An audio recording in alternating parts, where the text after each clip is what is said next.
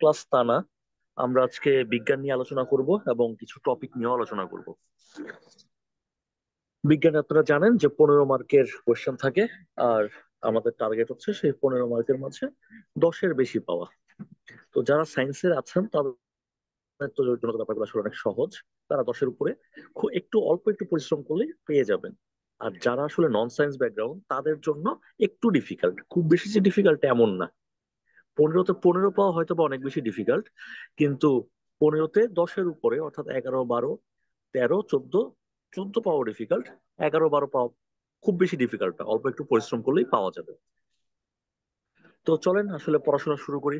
আর আপনারা sound clearly শুনতে পাচ্ছেন কিনা আমাকে একটু জানান।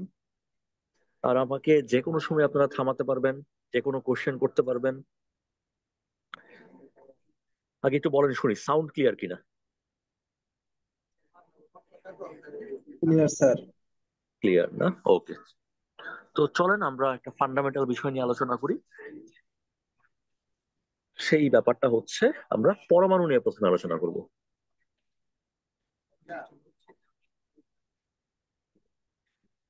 গ্র্যাজুয়ালি আমরা সামনের দিকে আগাবো। একটা পরমাণু দেখতে আসলে কেমন, পরমাণু দেখতে কেমন, এটা হচ্ছে কথা। তো পরমাণুর কেন্দ্রে, পরমাণুর একটা কেন্দ্র আছে, সেই কেন্দ্রটার ভেতরে থাকে, একটু বড় করে যদি একই কেন্দ্রটা, তাহলে আমাদের বুঝতে ইজি হবে। এটা হচ্ছে একটা পরমাণুর কেন্দ্র। এই পরমাণুর কেন্দ্রে থাকে হচ্ছে প্রোটন এবং নিউট্রন। পরমাণুর কেন্দ্রে দুইটা কণা থাকে, কণা দুইটার নাম হচ্ছে প্রোটন এবং নিউট্রন। আর পরমাণুর বাইরে থাকে কক্ষপথ, পরমাণুর বাইরে থাকে এরকম কক্ষপথ। আর সেই কক্ষপথ গুলোতে থাকে ইলেকট্রন, কক্ষপথ গুলোতে থাকে ইলেকট্রন।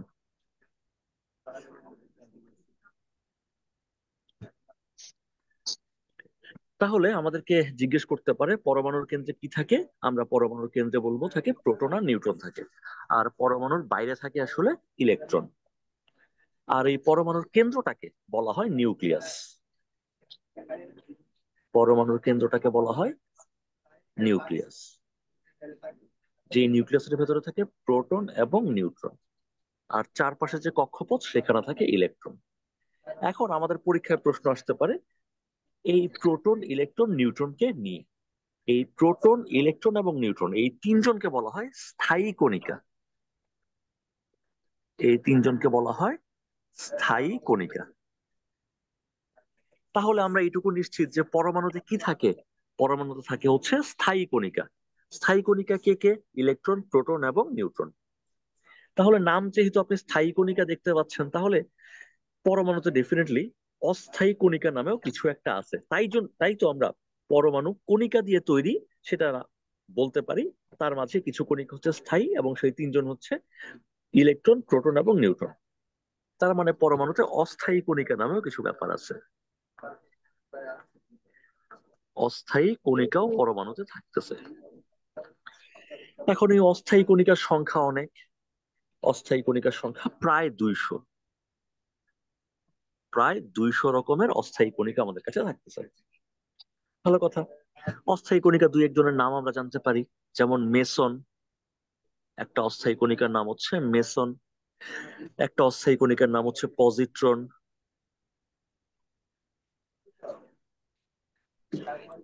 আপনারা কেউ একটু শেয়ার করতে পারেন কোন অস্থায়ী কণিকার নাম যদি আপনার জানা থাকে,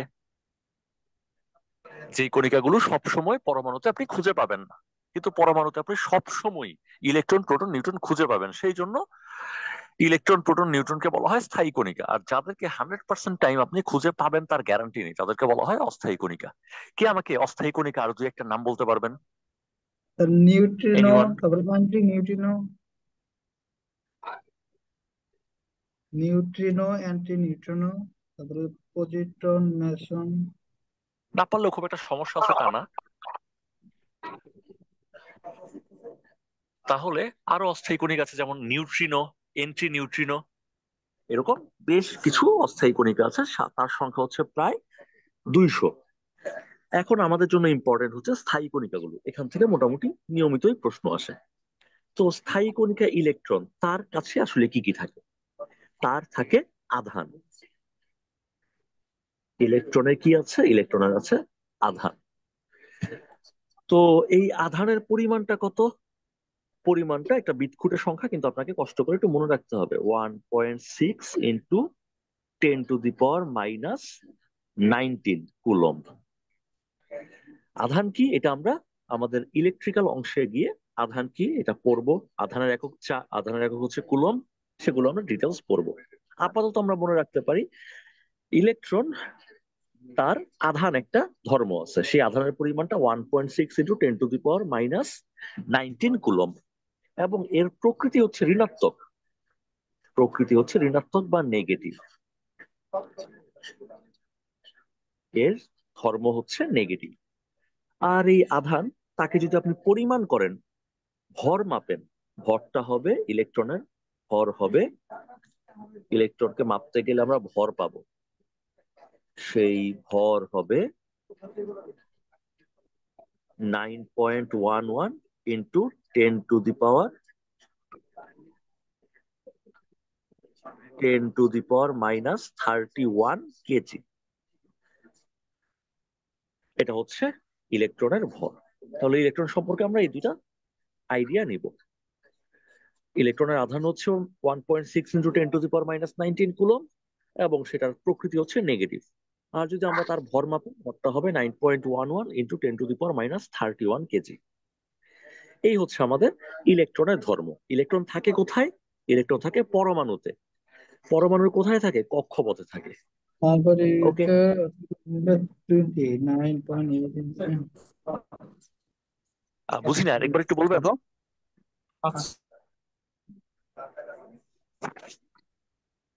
আপনি কি কোনো কোশ্চেন করতেছেন? আমার কাছে ক্লিয়ারলি আসে না এই সাউন্ডটা।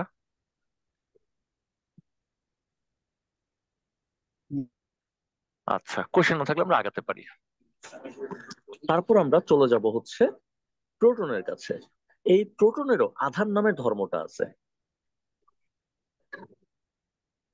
আধান নামের ধর্মটা আছে, এবং সেই আধানের পরিমাণটাও সেম সেম, 1.6 ইন্টু 10⁻⁻19 কুলম্ব। এবং সেটার পরিমাণটা বা সেটার প্রকৃতিটা হচ্ছে পজিটিভ বা ধনাত্মক। তারও ভর আছে, প্রোটনের ভর আছে, সেই ভরটা হচ্ছে 1.6 3 ইন্টু 10⁻⁻24 গ্রাম, বা কেজিতে যদি লিখি 10⁻⁻27 কেজি। এটা হচ্ছে আমাদের আহ প্রোটনের ভর। তাহলে ভর এবং আধান এই দুটা সংখ্যা একটু কষ্ট হলেও মনে রাখতে হবে। এরপরে আমরা চলে যাব হচ্ছে নিউট্রনের কাছে। তার আধান নাই, তার মানে এই বাটার আধান নামের ধর্মটা হচ্ছে 0, কিন্তু তার ভর আছে। তার ভরটা হচ্ছে প্রোটনের চেয়ে একটু বেশি। সেটা কত?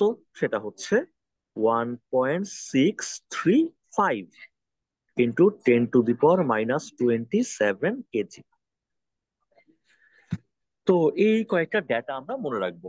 তাহলে আমরা পাচ্ছি পরমাণু কি নিয়ে তৈরি। পরমাণু আসলে স্থায়ী এবং অস্থায়ী এই দুই টাইপের কণিকা নিয়ে তৈরি। স্থায়ী কণিকা তিনটা: ইলেকট্রন, প্রোটন এবং নিউট্রন। আর অস্থায়ী কণিকা প্রায় 200। অস্থায়ী কণিকাগুলোকে আপনি সব সময় খুঁজে পাবেন না, আর স্থায়ী কণিকাগুলোকে আপনি সব সময় খুঁজে পাবেন।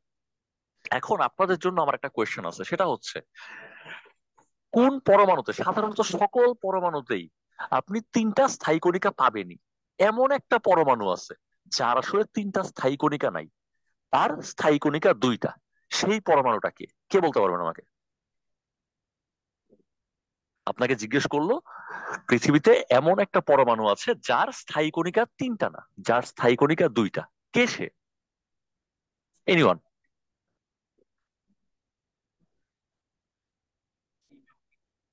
কেউ কি পারবো না? হাইড্রোজেন। Exactly, hydrogen. তার কোনটা নাই ভাই বলেন তো?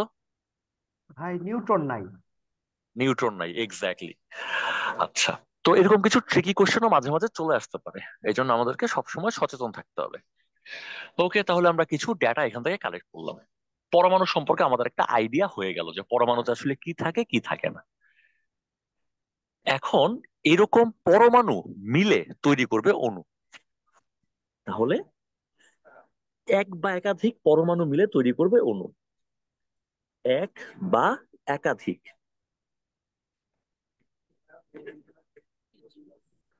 পরমাণু মিলে তৈরি করবে হচ্ছে অণু। ওকে, এখন আপনাকে একটু মনে রাখতে হবে, একটা পরমাণু নিয়ে একটা অণু তৈরি করে কারা? একটা পরমাণু নিয়ে একটা অণু তৈরি হতে পারে, বা একাধিক পরমাণু মিলেও একটা অণু তৈরি হতে পারে। তাহলে আমাদের মনে রাখতে হবে, একটা পরমাণু নিয়ে একাধিক অণু তৈরি করে কারা? একটা পরমাণুতে একটা অণু, এরা কারা? এটার আনসার হচ্ছে, আমি লিখি, হিলিয়াম,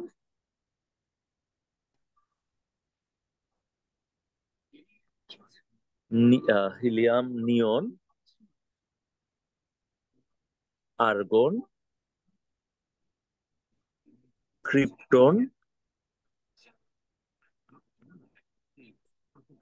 জেনন, রেডন। এই ছয়টা পরমাণু একজনই একটা অণু তৈরি করতে পারে, আর বাকি সবার ক্ষেত্রে একের বেশি পরমাণু মিলে অণু তৈরি করবে। শুধুমাত্র হিলিয়াম, নিয়ন, আর্গন, ক্রিপ্টন, জেনন, রেডন, এদের ক্ষেত্রে দেখা যাবে যে একটা পরমাণু সেই একটা অণু। এখন কি আমাকে বলতে পারবেন, এই ছয়টা একটা পরমাণুতে যে একটা অণু তৈরি করতেছে, এরা সবাই গ্যাস, এদেরকে কি গ্যাস বলা হয়? কে কে বলতে পারবেন? নিষ্ক্রিয় নিষ্ক্রিয়। গ্যাস। এক্স্যাক্টলি, ইনার্ট গ্যাস বা নিষ্ক্রিয় গ্যাস। কেন নিষ্ক্রিয় গ্যাস বলা হয়? এটা কিন্তু বিসিএস এর কোশ্চেন। কেন নিষ্ক্রিয় গ্যাস বলা হয়, কে বলতে পারবেন? এরা সবাই নিষ্ক্রিয় গ্যাস, কিন্তু কেন, হোয়াই? কারণ এরা অন্য কারোর সাথে বিক্রিয়া করে না। এরা বিক্রিয়া করে না, সেই জন্য এদেরকে বলা হয় নিষ্ক্রিয় গ্যাস। তাহলে এরা হচ্ছে নিষ্ক্রিয় গ্যাস,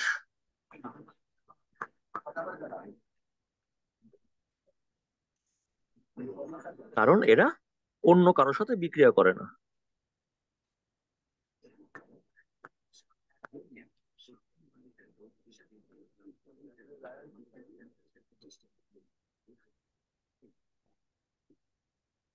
এরা অন্য কারোর সাথে বিক্রিয়া করে না।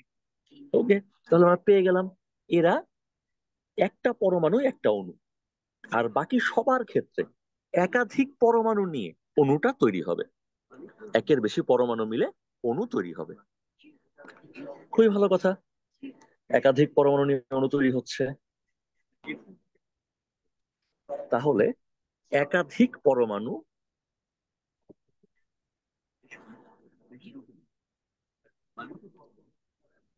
একাধিক পরমাণু তারা যখন অণু তৈরি করে, এখন এই একাধিক পরমাণু এমন হতে পারে যে একই পদার্থের একাধিক পরমাণু, আবার এমন হইতে পারে যে ভিন্ন ভিন্ন পদার্থের একাধিক পরমাণু। একাধিক পরমাণু মিলে তো অণু হবে। সেই একাধিক পরমাণু যারাই আছে, তারা যদি সেম পদার্থের হয়, সেম পদার্থের একাধিক পরমাণু,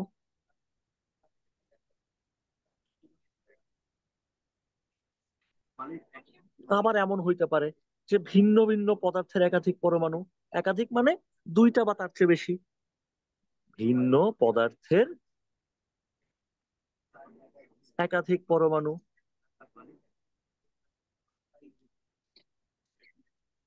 বা আমরা আরো সহজ করে যদি চিন্তা করি, যে আমরা একাধিক পরমাণু তো মিলিত হবে, যেই পরমাণুগুলো মিলিত হচ্ছে তারা সবগুলো দেখতে সেম সেম, তারা একই রকম, একাধিক পরমাণু মিলিত হচ্ছে, এইটা একটা ঘটনা ঘটতে পারে।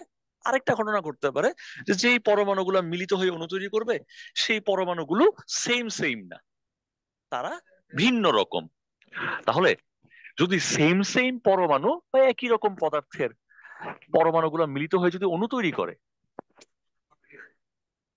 সেই অণুটাকে বলবো আমরা, সেই অণুটাকে আমরা, যদি একাধিক হয় সেটাকে আমরা বলবো যৌগিক অণু। সেই অণুটাকে বলবো যৌগিক অণু, আর সেই পদার্থটাকে বলবো যৌগিক পদার্থ। অণুটা হবে যৌগিক অণু আর পদার্থটা হবে যৌগিক পদার্থ।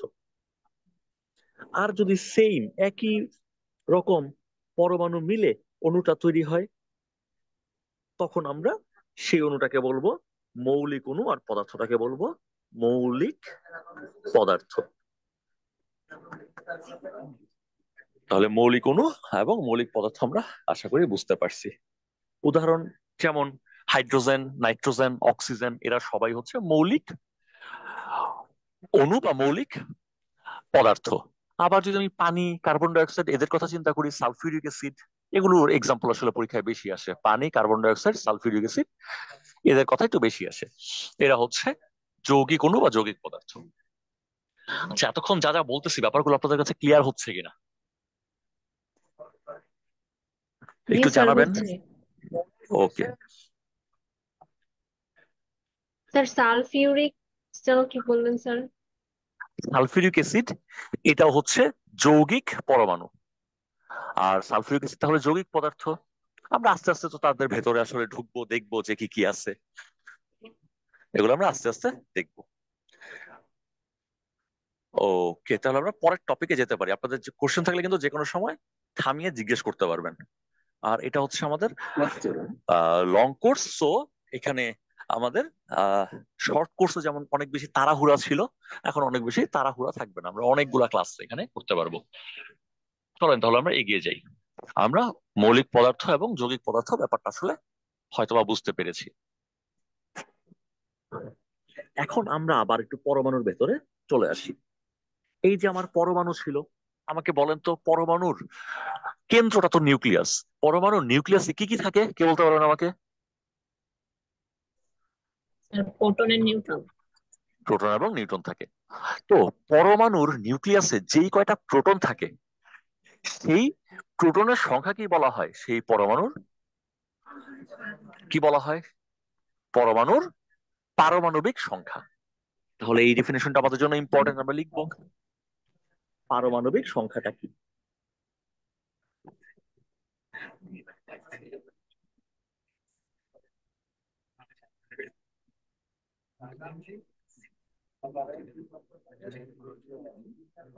পারমাণবিক সংখ্যাটা কি?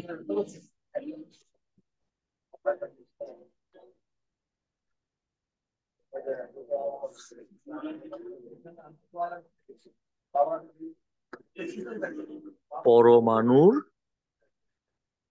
নিউক্লিয়াসে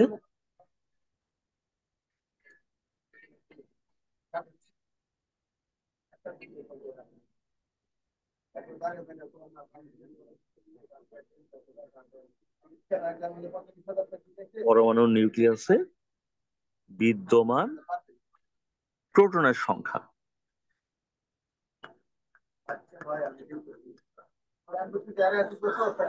তাহলে পরমাণুর নিউক্লিয়াসে যে কয়টাই প্রোটন আছে তাকেই বলা হয় পারমাণবিক সংখ্যা। এখন আপনাকে একটু কয়েকটা মুখস্থ রাখতে হবে, লং কোর্স অনেকদিন সময় পাবেন, তো একটু কষ্ট করে মুখস্থ করতে হবে, কারণ আমরা চাই 10-এর বেশি, 12-13 পর্যন্ত নাম্বার ক্যারি করতে।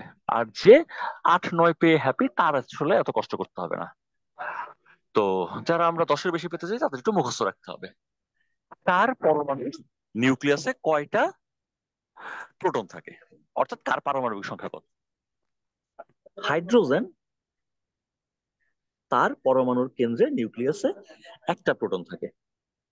তারপরে হিলিয়াম, তার থাকে 2টা। তারপরে হচ্ছে লিথিয়াম, তার থাকে হচ্ছে 3টা। তারপর হচ্ছে বেরিলিয়াম, তার থাকে হচ্ছে 4টা। বোরন, তার থাকে হচ্ছে 5টা। কার্বন, তার থাকে হচ্ছে 6টা। তাহলে কার্বনটা বেশি ইম্পর্টেন্ট, এটা নিচে একটু দাগ দিয়ে রাখি। এটা আসলে সবারই পড়তে হবে, যারা 8-9 পেতে চাই তাদেরও কার্বনের নিউক্লিয়াসের ভেতরে যে একটা 6টা প্রোটন থাকে এটা একটু মনে রাখতে হবে। তার মানে কার্বনের পারমাণবিক সংখ্যা 6, এটা সবার মনে রাখতে হবে। আর যারা আমরা 10-এর উপরে চাই তাদের বাকিগুলো মনে রাখতে হবে। তারপরে হচ্ছে নাইট্রোজেন 7টা। তারপরে হচ্ছে অক্সিজেন 8টা, এটাও সবার মনে রাখতে হবে, 8-9 পেতে চাইলেও মনে রাখতে হবে।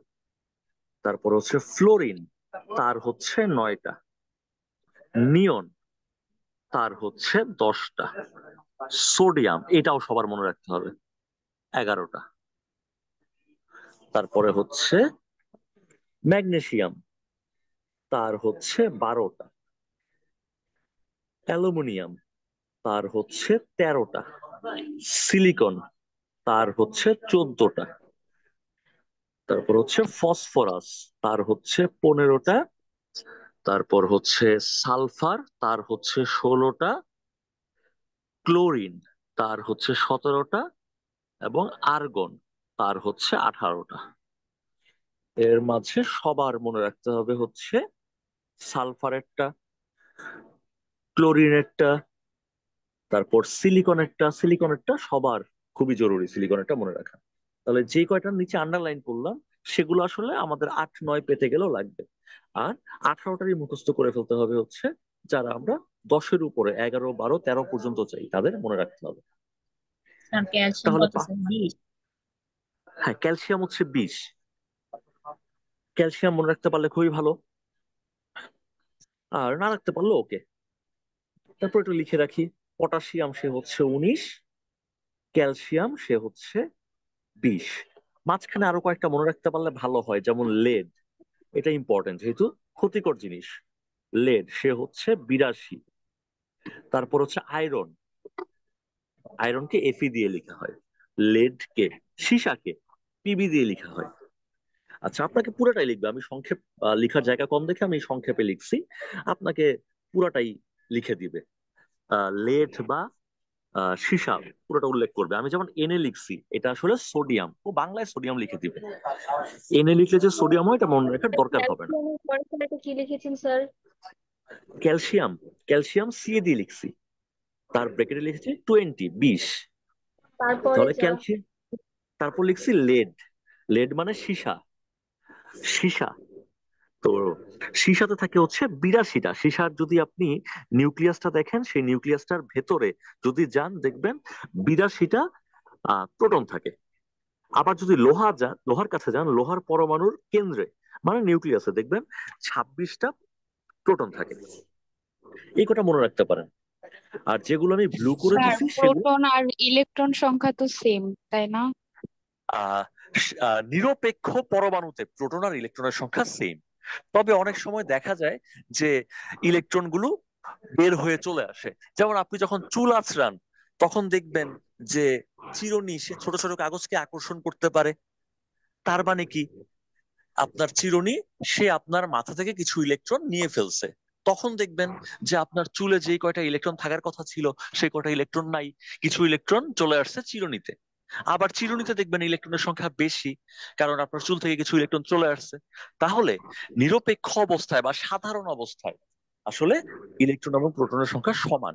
কিন্তু সব সময় যে ইলেকট্রন এবং প্রোটনের সংখ্যা সমান হবে তার গ্যারান্টি নাই। তার মানে ইলেকট্রন এবং প্রোটনের সংখ্যা ভিন্ন হলেও হতে পারে। এটা নিয়ে একটু পরে কথা বলছি, এই পর্যন্ত আগে বলেন ক্লিয়ার কি। স্যার আর্গনের এটা কত লিখেছেন? 18? কোনটা ভাইয়া? স্যার আর্গন হ্যাঁ, 18। আর্গন দেখা যাচ্ছে না? 18। স্যার এটা আর্গনের ওটা 18 লিখেছেন? এয়ার 18। জি স্যার। আচ্ছা, তাহলে আমরা 20 পর্যন্ত আর কিছু স্পেশাল মুখস্থ করার ট্রাই করব যাতে কোনো রকমের রিস্ক আমাদের না থাকে। আমরা আরেকটাও মনে রাখতে পারি, ইউরেনিয়াম, যেহেতু আমরাও এখন পরমাণু শক্তিধর দেশ। ইউরেনিয়াম বর্তমান সময়ে আবার একটু ইম্পর্টেন্ট হয়ে গেছে। ইউরেনিয়াম হচ্ছে 92, ইউরেনিয়াম হচ্ছে 92। ইউরেনিয়ামকে ইউ দিয়ে লিখলাম, আর পরীক্ষা আপনাকে পুরা শব্দ লিখে দিবে, ইউরেনিয়াম বাংলায় লিখে দিবে, টেনশন নেই। তাহলে আমরা পারমাণবিক সংখ্যা ব্যাপারটা আসলে দেখলাম। আর যিনি কোশ্চেন করছেন তার জন্য উত্তরটা ছিল এরকম যে একটা পরমাণুতে ইলেকট্রন এবং প্রোটনের সংখ্যা সাধারণত সমান থাকে, তবে ইলেকট্রন গুলো নড়াচড়া করতে পারে, সে বাইরে বের হয়ে আসতে পারে। তো যখন কোনো পরমাণু থেকে ইলেকট্রন বাইরে বের হয়ে আসে অথবা কোন একটা পরমাণুতে যখন ইলেকট্রন প্রবেশ করে, তখন সেই পরমাণুটাকে যখন সমান থাকে না তখন সেটাকে বলা হয় আয়ন, তখন সেটাকে বলা হয় আয়ন। তাহলে আয়নের ব্যাপারটা ঘটতেই পারে, ইলেকট্রন বের হয়ে যেতে পারে, ইলেকট্রন বের হতে পারে, বের হয়ে যেতে পারে, আবার ইলেকট্রন প্রবেশও করতে পারে।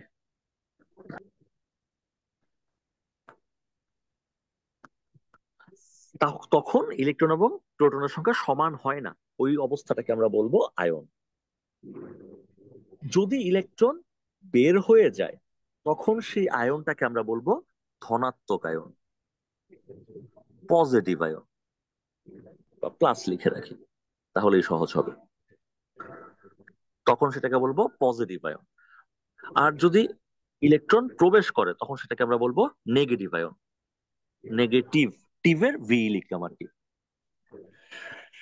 তাহলে ইলেকট্রন এবং প্রোটনের সংখ্যা সমান না হলে তখন সেটাকে আয়ন বলা হয়। ইলেকট্রনের সংখ্যা যদি বেড়ে যায় সেটা নেগেটিভ আয়ন, আর ইলেকট্রনের সংখ্যা যদি কমে যায় সেটা হচ্ছে পজিটিভ আয়ন। এটাও ঘটতে পারে। ওকে, তাহলে আমরা পারমাণবিক সংখ্যাটা আশা করি বুঝতে পারছি। এখন আমরা দেখতে চাই ভর সংখ্যা।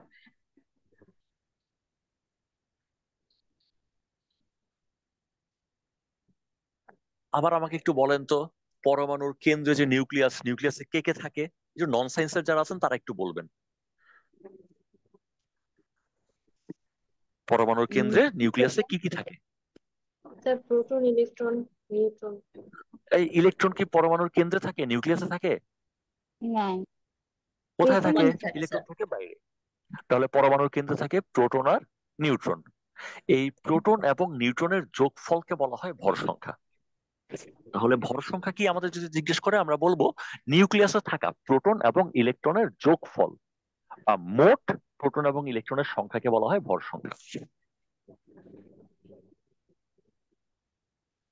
নিউক্লিয়াসে বিদ্যমান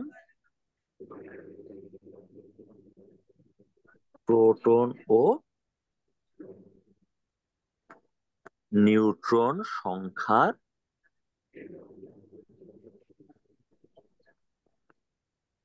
যোগফলকে ভর সংখ্যা বলে।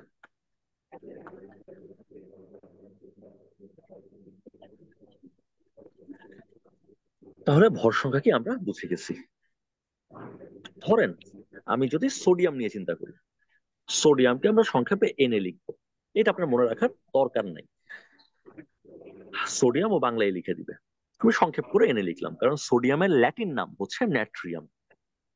সোডিয়ামের ল্যাটিন নাম হচ্ছে ন্যাট্রিয়াম। বলেন তো, ল্যাটিন এটা কোন দেশের ভাষা? প্রাচীন ভাষা ল্যাটিন কোন এলাকার ভাষা ছিল?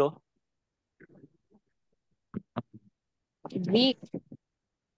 না না, গ্রিকরা পাশে ছিল, গ্রিকদের পাশে আরেকটা দ্বীপরাষ্ট্র ছিল, তার নাম হচ্ছে ইটালি।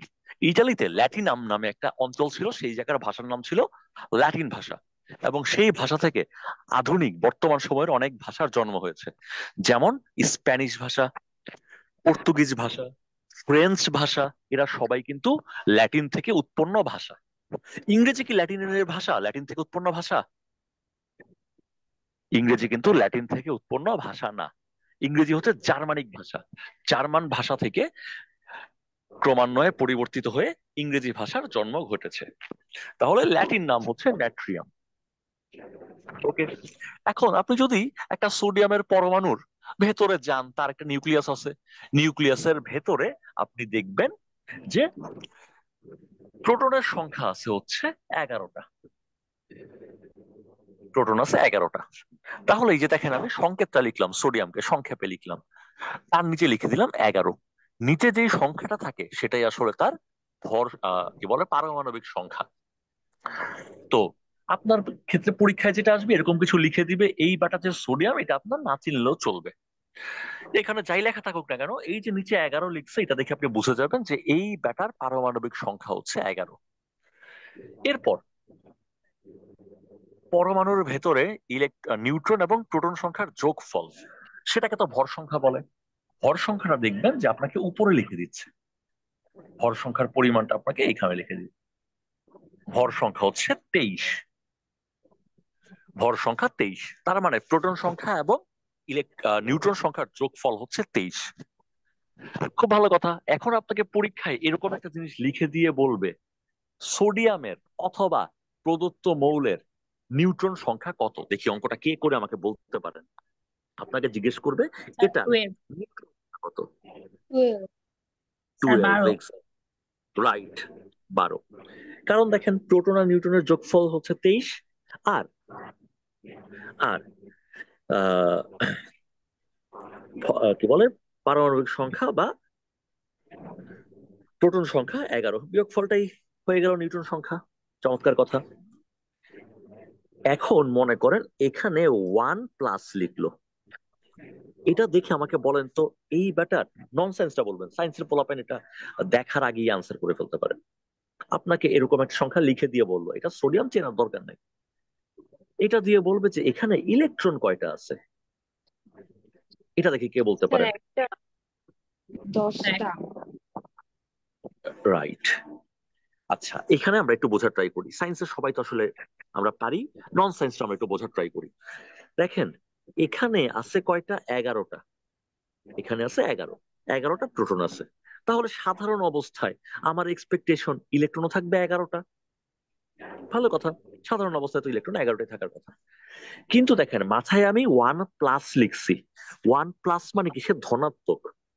ধনাত্মক মানে কি? ইলেকট্রন শর্ট, কারণ ইলেকট্রন তো নিজে ঋণাত্মক। যদি কেউ প্লাস হয় তার মানে সেখানে ইলেকট্রনের ঘাটতি, আর কেউ যদি মাইনাস হয় তার মানে সেখানে ইলেকট্রনের প্রাচুর্য। এখন 1+ বা +1 লিখছি, তার মানে এখানে একটা ইলেকট্রনের ঘাটতি আছে। সাধারণ অবস্থায় এখানে প্রোটন 11টা, তাই ইলেকট্রন 11টা হওয়ার কথা। কিন্তু +1 বা 1+ লিখছি, তার মানে একটা ইলেকট্রনের ঘাটতি আছে। তার মানে এখানে ইলেকট্রন আছে হচ্ছে 10টা। ননসেন্সটা বুঝছেন কিনা? আমরা আরো কয়েকটা জি স্যার এক্সাম্পল দেখি। বুঝেছি। জি স্যার আচ্ছা, যদি বুঝে থাকেন তাহলে আমাকে এক্সাম্পল বলবেন। আমি এক্সাম্পল লিখতেছি, আপনি আমাকে আনসার বলবেন।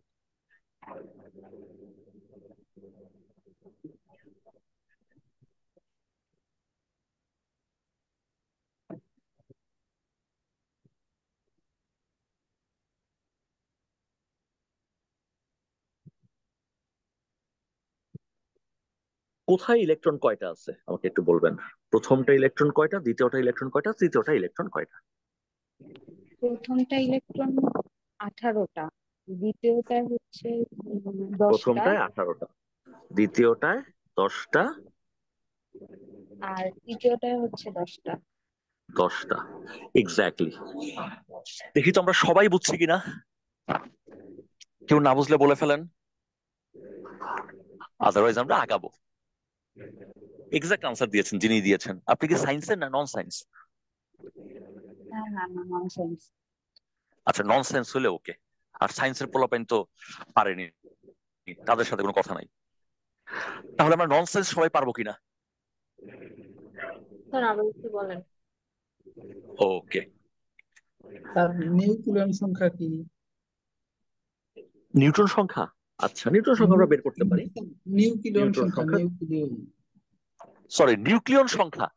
ভর সংখ্যার অপর নাম হচ্ছে নিউক্লিয়ন সংখ্যা। কারণ ভর সংখ্যা মানেই তো নিউক্লিয়াসে টোটাল কয়টা আছে, প্রোটন সংখ্যা আর ইলেকট্রন সংখ্যা, তাদের যোগফলকে ভর সংখ্যা বলে। অপর একটা নাম হচ্ছে নিউক্লিয়ন সংখ্যা। ক্লিয়ার কিনা বলেন? আচ্ছা, এখন আমরা ইলেকট্রন বের করতে আরেকবার একটু দেখি। এখানে আমরা দেখতে পাচ্ছি তার প্রোটন হচ্ছে 17টা। যদি এখানে কিছু না থাকতো তাহলে বলতাম ইলেকট্রনও 17টা। কিন্তু এখানে সুন্দর করে একটা মাইনাস দেয়া। মাইনাস দেখার অর্থ হচ্ছে মাইনাস এবং মাইনাসের পাশে কোনো সংখ্যা লেখা নাই। মাইনাসের পাশে যেহেতু সংখ্যা লেখা নাই তাহলে এটা -1। যেহেতু এই বেটা -1, তার মানে এখানে ইলেকট্রনের সংখ্যা একটা বেশি। কিসের চেয়ে একটা বেশি? প্রোটন সংখ্যা যা তার চেয়ে একটা বেশি। প্রোটন আছে 17টা, তার মানে ইলেকট্রন আছে একটা বেশি, মানে 18টা। বুঝছি কিনা বলেন? জি স্যার। যিনি কোয়েশ্চেন করছিলেন ক্লিয়ার কিনা? জি স্যার। তারপর নিউটন সংখ্যা কত, এটা আমাকে জিজ্ঞেস করতে পারে। নিউটন সংখ্যা কত হবে? বিয়োগ করে দিব। নিউটন সংখ্যা হবে 18টা। এরপর এখানে যদি দেখেন সাধারণ অবস্থায় ইলেকট্রন থাকার কথা 8টা, কিন্তু এখানে সাধারণের চেয়ে ইলেকট্রন আছে 2টা বেশি। তার মানে ইলেকট্রন হবে 2টা বেশি, মানে 10টা। আর নিউটন সংখ্যা কত? নিউটন সংখ্যা জাস্ট বিয়োগ 8। এখানে 13টা ইলেকট্রন থাকার কথা সাধারণ অবস্থায়, কিন্তু এখানে সাধারণ অবস্থা আছে তিনটা ইলেকট্রন কম থাকবে। প্লাস মানে ল্যাক অফ ইলেকট্রন, ইলেকট্রনের ঘাটতি। কয়টা ঘাটতি? তিনটা ঘাটতি সাধারণ অবস্থার চেয়ে।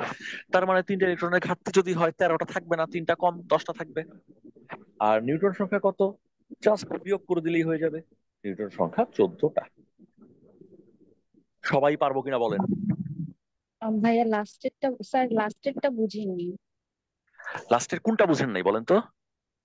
এই যে 14 কিভাবে আসলো, মানে যোগ করলাম একটা, একটা যোগ ও করলাম, এখানে তো দুইটা আচ্ছা আচ্ছা, দুইটা। ওকে ওকে, ঠিক আছে। আমাকে ভাইয়া বলেন তো, এই যে আমি লিখছি, এটা অ্যালুমিনিয়াম লিখছি, যাই হোক এখানে ভেতরে অ্যালুমিনিয়াম আছে না কি আছে এটা আমার হেরেক নেই। অ্যালুমিনিয়ামের ভাইয়া প্রোটন কয়টা আছে বলেন তো? 13টা। অন্যকে উত্তর দিব না, এটা হচ্ছে আমার ক্লাসের সিস্টেম। যিনি কোশ্চেন করবেন তার সাথে আমি আলোচনা করব, আর বাকিরা জাস্ট চুপ থাকবো, কারণ আপনি তো বুঝছেনই। আপনি যদি উত্তর দেন তাহলে আমার কাছে ফেক নিউজ আসবে, আমি ভাববো যে আপনি বুঝে গেছেন, কিন্তু আসলে তো আপনি বুঝেন নাই। যিনি কোশ্চেন করছেন তার সাথে শুধু আমার কথা চলবে, তাহলে সে বোঝা পর্যন্ত তার সাথে কথা চলবে। এরপরে যদি আপনার কোশ্চেন থাকে তখন আপনার সাথে শুধু কথা চলবে। এখন যিনি কোশ্চেন করছেন ভাইয়া, এখানে প্রোটন কয়টা আছে ভাইয়া? 13টা। 13টা প্রোটন আছে, ভেরি গুড। আর এখানে +3, এটা দেখে আপনি কি বুঝতেছেন? ল্যাক, মানে ল্যাক। ইলেকট্রন। কার ল্যাক ভাইয়া? ইলেকট্রনের ল্যাক। তাহলে সাধারণ অবস্থায় ইলেকট্রন 13টাই থাকার কথা, কিন্তু এখানে ইলেকট্রনের ল্যাকিংস আছে 3টা। তাহলে 3টে ইলেকট্রন কমিয়ে ফেলেন সাধারণ অবস্থায়, প্রোটনও 13টা, ইলেকট্রনও 13টা, 3টে ইলেকট্রন যদি কমিয়ে ফেলেন তাহলে ইলেকট্রনের সংখ্যা হয়ে যাবে 10টা। এইটুকু ক্লিয়ার কিনা? জি স্যার, এই যে নিউটন সংখ্যা, আচ্ছা নিউটন সংখ্যা কি ভর নিউটন সংখ্যা আর সংখ্যা, প্রোটন সংখ্যা থেকে বিয়োগ করেছে? আচ্ছা এটা পরের ব্যাপার। আমাকে একটু বলেন তো ভাইয়া, ভর সংখ্যাটা কাকে বলে? ভর সংখ্যা জিনিসটা কি, এটা একটু বলেন।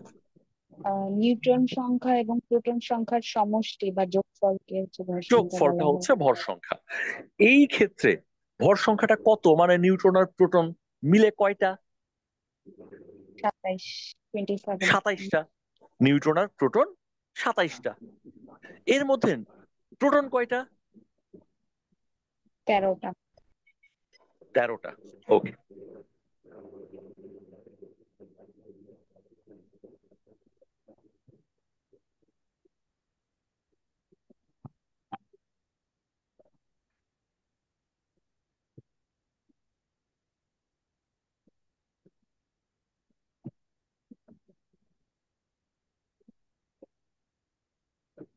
স্যার কথা শোনা যাচ্ছে না।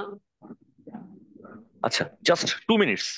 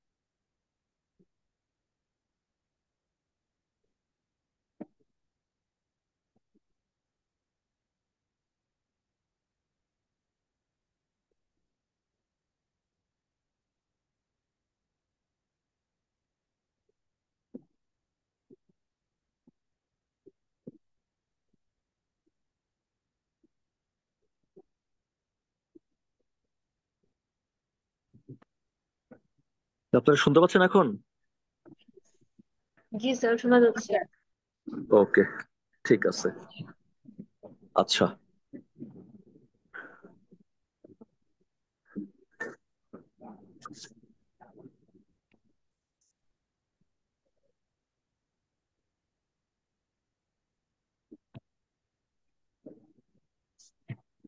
তাহলে আমরা ছিলাম হচ্ছে অ্যালুমিনিয়াম নিয়ে। এখানে 13 ছিল আর হচ্ছে 27 ছিল। আমাদের এখন দরকার নিউট্রন সংখ্যা বের করা। তো আমরা এখানে দেখতে পাচ্ছি আমাদের প্রোটন আর নিউট্রন দুজনের যোগফল হচ্ছে 27, আর শুধু প্রোটন সে একা হচ্ছে 13। তাহলে এই দুজন থেকে এটাকে বাদ দিয়ে দিলেই আমরা পেয়ে যাব নিউট্রন সংখ্যা। একটা প্রোটন আর নিউট্রনের যোগফল, আর এটা নিউট্রন একা। তাহলে প্রোটন প্লাস নিউট্রন এদের যোগফল থেকে আমরা নিউট্রনের সংখ্যাটা যদি বাদ দিয়ে দিই তাহলেই প্রোটনের সংখ্যা পেয়ে যাবো, এবং সেই সংখ্যাটা হচ্ছে 14। ক্লিয়ার কিনা এখন?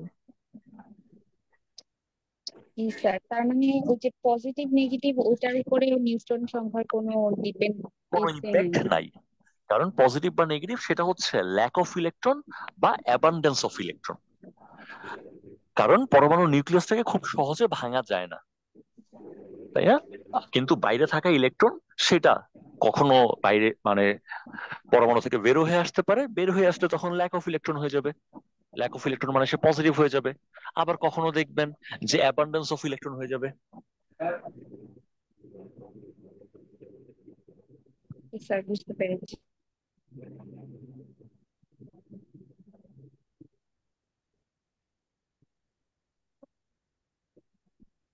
ওকে, তাহলে আমরা পরের টপিকে চলে যেতে পারি।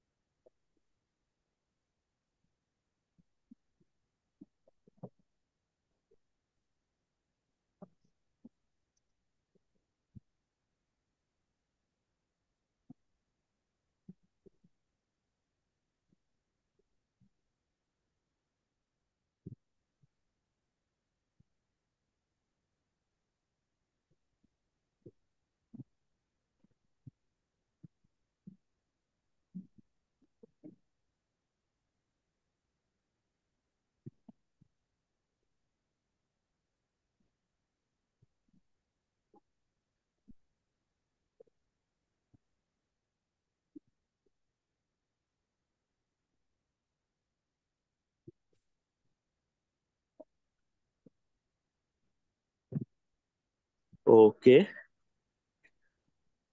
তারপর আমরা দেখতে পারি হচ্ছে পরমাণুর সংখ্যা, ভর সংখ্যা গেল, ইলেকট্রন প্রোটন নিউট্রন সংখ্যা আমরা বের করতে পারবো। এখন আমরা একটু দেখতে চাই তেজস্ক্রিয়তা।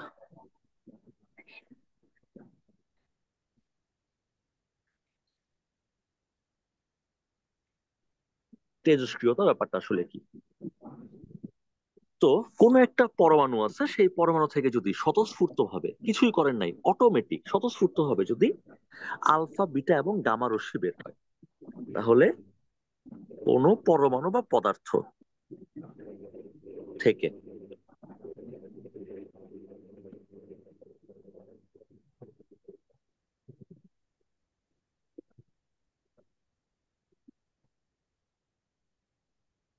কিছুই করেন নাই, আপনি গরম করেন নাই, আপনি বাড়ি দেন নাই, কিছুই করেন নাই, স্বতঃস্ফূর্ত হবে যদি আলফা বিটা এবং গামা রশ্মি নির্গত হয়, সেই ব্যাপারটা কি বলা হয়? তেজস্ক্রিয়তা। তাহলে খুব সিম্পল, কোন পদার্থ থেকে অটোমেটিক আলফা বিটা গামা রশ্মি বেরোচ্ছে, সেটা কি আমরা বলবো? তেজস্ক্রিয়তা। এখন আমাদেরকে জিজ্ঞেস করতে পারে তেজস্ক্রিয়তা অর্থাৎ কাদের কাছ থেকে আলফা বিটা গামা রশ্মি বের হয়, কাদের ভেতর থেকে এই ঘটনাটা ঘটে? সাধারণত এই ঘটনাটা ঘটবে সাধারণত যাদের পারমাণবিক সংখ্যা, যাদের পারমাণবিক সংখ্যা 82 বা তার বেশি।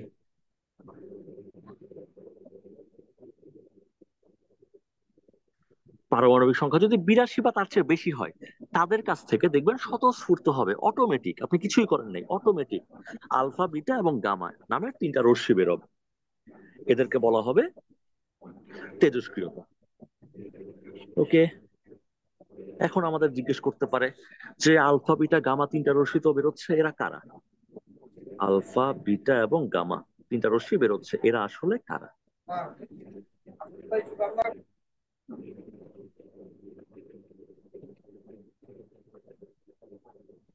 তো আলফা রশ্মি এটা হচ্ছে মূলত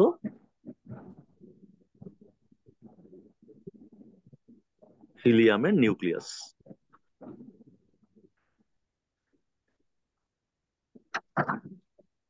আপনি জানেন হিলিয়াম নামের একটা পরমাণু আছে, সেই হিলিয়ামের পরমাণুর শুধু নিউক্লিয়াসটা, এটাই হচ্ছে আমাদের আলফা রশ্মি। নিউক্লিয়াসটা তো আপনি বুঝতেছেন, বাইরে কক্ষপথ থাকে, ভেতরে নিউক্লিয়াস থাকে, নিউক্লিয়াসে থাকে প্রোটন এবং নিউট্রন, প্রোটন এবং নিউট্রন থাকে। তাহলে সেই হিলিয়ামের নিউক্লিয়াসটাই হচ্ছে আলফা রশ্মি। তার মানে পরমাণু থেকে আলফা রশ্মি বের হওয়ার মানে হিলিয়ামের নিউক্লিয়াস তার কাছ থেকে বের হচ্ছে। এখন হিলিয়ামের নিউক্লিয়াসটা দেখতে কেমন হবে? এই যে হিলিয়ামকে সংক্ষেপে লিখলাম এইচই। তা হিলিয়ামের ভিতরে কি থাকে? হ্যাঁ, হিলিয়ামের ভেতরে একটা নিউক্লিয়াস থাকে। এখন নিউক্লিয়াসে কি কি থাকে সেটা আমরা একটু বোঝার ট্রাই করতেছি, তাই লিখতেছি আর কি। হিলিয়ামের নিউক্লিয়াসের ভেতরে থাকে দুইটা প্রোটন আর দুইটা নিউট্রন। হিলিয়ামের নিউক্লিয়াসের ভেতরে তো, হিলিয়াম কেন, সকল পদার্থের নিউক্লিয়াসের ভেতরেই প্রোটন আর নিউট্রনই থাকে। হিলিয়ামের নিউক্লিয়াসের ভেতরে এর ব্যতিক্রম না, ভেতরে প্রোটন আর নিউট্রনই আছে। ওকে, তাহলে দুইটা থাকে প্রোটন আর দুইটা থাকে নিউট্রন। যদি দুইটা প্রোটন আর দুইটা নিউট্রন থাকে, তাহলে হিলিয়াম নিউক্লিয়াসের ভর সংখ্যা কত হবে? কে বলতে পারবেন? হিলিয়ামের ভর 4। সংখ্যা কত? 4। এই লিখে দিলাম 4। আর হিলিয়ামের নিউক্লিয়াস তো, তার মানে বাইরে যে দুটো ইলেকট্রন আছে, ওই দুটো ইলেকট্রনকে আমি বের করে নিয়ে আসছি। দুইটা ইলেকট্রন বের করে নিয়ে আসলে সামনে +2 হবে। সাধারণ অবস্থায় হিলিয়ামে দুইটা তো ইলেকট্রনও থাকে, কিন্তু সেই দুটো ইলেকট্রন নাই। নাই মানে কি? ল্যাক অফ 2 ইলেকট্রনস, তার মানে +2। তাহলে স্যার হিলিয়াম নিউক্লিয়াসকে লেখাগুলো একদম কিনারা হয়ে যাচ্ছে তো স্যার, তার জন্য বোঝা যাচ্ছে না স্যার, কষ্ট হচ্ছে বুঝতে। স্যার একটু সামনে লিখলে ভালো হতো। আচ্ছা,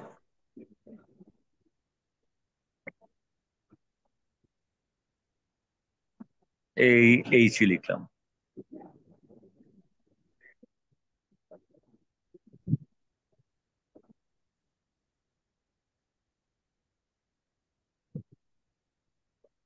এখন আশা করি দেখা যাচ্ছে। হিলিয়াম লিখলাম এইচই, সংক্ষেপ করলে এইচই হয়। তার প্রোটন দুইটা, তাই নিচে লিখলাম 2। তার নিউট্রনও দুইটা, তার মানে প্রোটন আর নিউট্রনের যোগফল হচ্ছে 4। উপরে লিখলাম 4। এরপর আমি শুধু নিউক্লিয়াসটাকেই আলফা কণা বলবো। তাহলে ইলেকট্রন দুইটা থাকার কথা ছিল, সেই দুইটা থাকবে না, তাই উপরে এইচ, এই এইচ এর উপরে লিখলাম 2+, তার মানে দুইটা ইলেকট্রনের ঘাটতি আছে। ইলেকট্রন আছেই দুইটা, ওই দুইটাও নাই। তাহলে এটাই আসলে আমাদের আলফা কণা বা হিলিয়ামের নিউক্লিয়াস। তাহলে পরমাণুর ভেতর থেকে আলফা কণা বেরোচ্ছে মানে আসলে হিলিয়ামের নিউক্লিয়াস বেরোচ্ছে। এখন কি আমাকে বলতে পারবেন হিলিয়ামের নিউক্লিয়াস বা আলফা কণা ধনাত্মক না ঋণাত্মক? এটা জিজ্ঞেস করলো এমসিকিউতে। নিচে কোনটা আলফা কণার বৈশিষ্ট্য?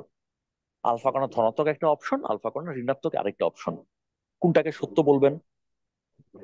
ধনাত্মক। ধনাত্মক, রাইট। তারপর বিটা কণা বা বিটা রশ্মি। বিটা রশ্মি মানে আসলে ইলেকট্রন। বিটা রশ্মি মানে আর কিছুই না। ওই যে বললাম পরমাণুর ভেতর থেকে আলফা রশ্মি, বিটা রশ্মি বেরোচ্ছে। আলফা রশ্মি মানে আসলে হিলিয়ামের নিউক্লিয়াস বা এই জিনিসটা বেরোচ্ছে। বিটা রশ্মি বেরোচ্ছে মানে আসলে কিছুই না, ইলেকট্রন বেরোচ্ছে। তাহলে আমাকে বলেন তো, বিটা রশ্মি ধনাত্মক না ঋণাত্মক? ঋণাত্মক। ঋণাত্মক। ঋণাত্মক, এক্স্যাক্টলি। আর গামা রশ্মি এটা হচ্ছে নিরপেক্ষ, এটা হচ্ছে নিরপেক্ষ। এটা ধনাত্মক না ঋণাত্মক না, এটা মূলত এটা তরঙ্গ, তাড়িত চুম্বক তরঙ্গ। আমরা তাড়িত চুম্বক তরঙ্গ নিয়েও সেপারেট ক্লাসে পড়বো। তাহলে গামা রশ্মিটা কি? তাড়িত চুম্বক তরঙ্গ। এর মধ্যে এক্স রে সাথে আপনারা খুব বেশি পরিচিত। এক্স রে দিয়ে আমরা কি হাড় ভেঙে গেলে বা শরীরের ভেতরে কোনো কিছু দেখার দরকার হলে আমরা এক্স রে দিয়ে দেখি। তো সেই এক্স রে বিকল্প, মানে এক্স রে আরো পাওয়ারফুল এক্স রেও মতোই, কিন্তু এক্স এর চেয়ে বেশি পাওয়ারফুল একটা রশ্মির নাম হচ্ছে গামা রশ্মি। এটা নিরপেক্ষ, এটা ধনাত্মক বা ঋণাত্মক কোনো কিছু, এবং এটার ধর্ম, এই ব্যাপারটাকে আমরা বলবো তাড়িত চুম্বক তরঙ্গ। তাহলে কোন একটা পদার্থ থেকে যদি এরকম আলফা বিটা এবং গামা রশ্মি বের হয়, তখন সেই ব্যাপারটাকে আমরা বলবো তেজস্ক্রিয়তা, বা ইংলিশে বলা হয় রেডিও অ্যাক্টিভিটি।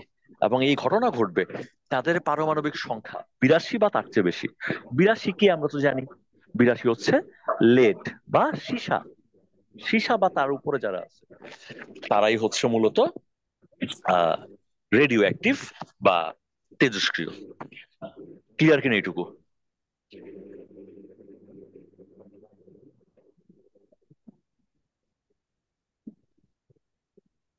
ব্যাপারগুলো কি ক্লিয়ার হচ্ছে? স্যার এক্স এর কথাটা যেন কি বললেন স্যার, এক্স এ গামার চেয়ে। এক্স রে গামার চেয়ে দুর্বল, আর এক্স রে চেয়ে সবল। এক্স রে ব্যাপারটা আনছে এই কারণে আপনি এক্স রের সাথে পরিচিত। গামা কি আপনি হঠাৎ করে আউট অফ নোহোয়ার গামা কি কোনো কিছুর সাথে রিলেট করতে পারতেছেন না, যে গামা রশ্মিটা আবার কি জিনিস। আলফা রশ্মি বুঝলাম যে হিলিয়ামের নিউক্লিয়াসটা হচ্ছে আলফা রশ্মি।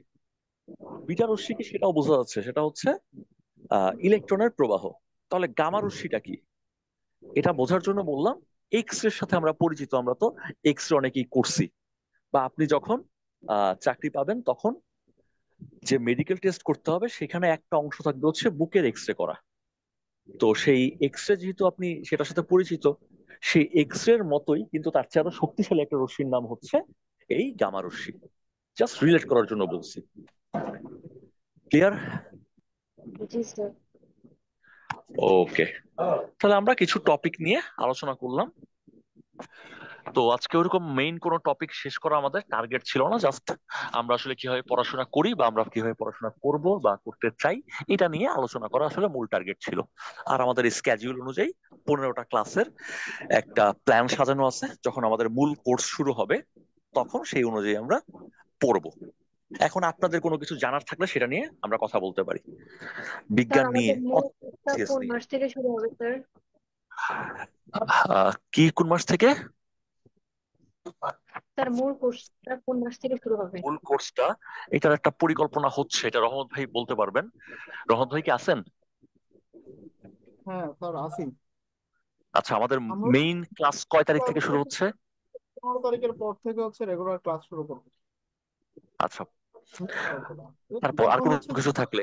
যারা অনেকে আছে যে নতুন, যারা হচ্ছে যে কয়েকটা ক্লাস করে দেখতে চাই, তাদের জন্যই মূলত আমাদের এই ক্লাস। যারা এখনো আছেন, অনেকেই আছে যারা হচ্ছে আমাদের ক্লাসগুলো করে দেখতে চাচ্ছেন, তাদের আপনার দেয়া হয়েছে।